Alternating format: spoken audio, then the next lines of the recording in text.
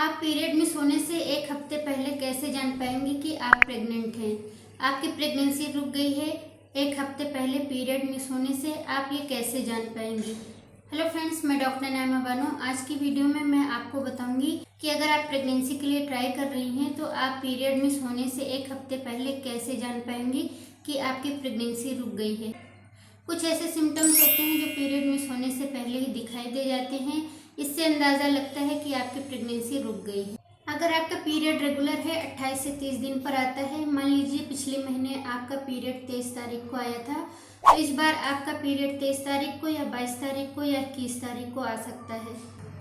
इससे एक हफ्ते पहले आपको प्रेगनेंसी के सिम्टम्स आने लगते हैं। सबसे पहले सिम्टम पर बात करते हैं। पेट के निचले हिस्से में आपको खिंचाव फील होगा।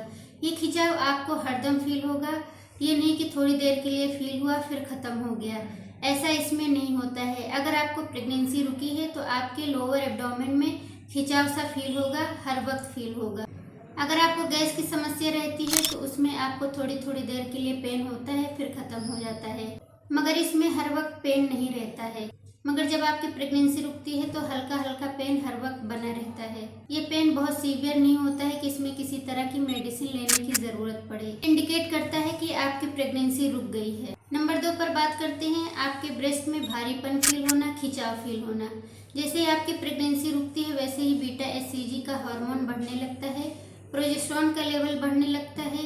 ये जो हार्मोन होते हैं इनके बढ़ने से आपके ब्रेस्ट में खिंचाव सा फील होता है और हल्का पेन भी रहता है। और ये पेन आपको पूरी प्रेगनेंसी फील होता है। हल्का हल्का ही पेन रहता है, बहुत ज़्यादा पेन नहीं रहता है। कभी कभी हल्का टच होने से भी आपको पेन फील हो सकता है। नंबर 3, ब्लीडिंग होना। जब आपका सक्सेसफुल इम्प्लांटेशन हो जाता है तब आपको हल्की स्पॉटिंग होती है, हल्की ब्लीडिंग होती है। हल्के पिंक कलर की या हल्के ब्राउनिश कलर की आपको ब्लीडिंग होती है।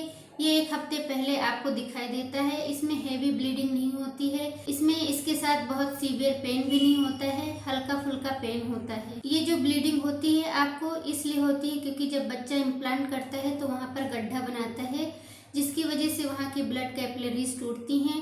इस वजह से आपको हल्की ब्लीडिंग होती है। और जो आपको पेन होता है वो वहाँ की ब्लड सप्लाई बढ़ने की वजह से पेन होता है और गड्ढा बनाने की वजह से भी पेन होता है। नंबर 4, पैरों में दर्द होना, कमर में दर्द होना। जब आपकी प्रेगनेंसी रुक जाती है तो आपके कमर में दर्द होता है और ये दर्द आपके पैरों तक भी जाता है।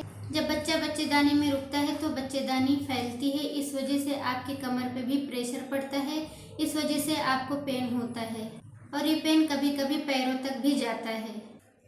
ये जो सिम्टम आपको फील होगा वो एक हफ्ते पहले से ही फील होने लगेगा। आपको किसी तरह की मेडिसिन लेने की कोई ज़रूरत नहीं है। आपको वेट एंड वॉच करना है कि आपका पीरियड मिस हो तब आप अपना प्रेगनेंसी टेस्ट करें। इस दौरान किसी तरह की गर्म चीज़ें आपको नहीं खानी है, नहीं तो आपका जो इम्प्लांटेशन है वो फेल हो सकता है। नंबर 5, बार बार यूरिन पास करने जाना।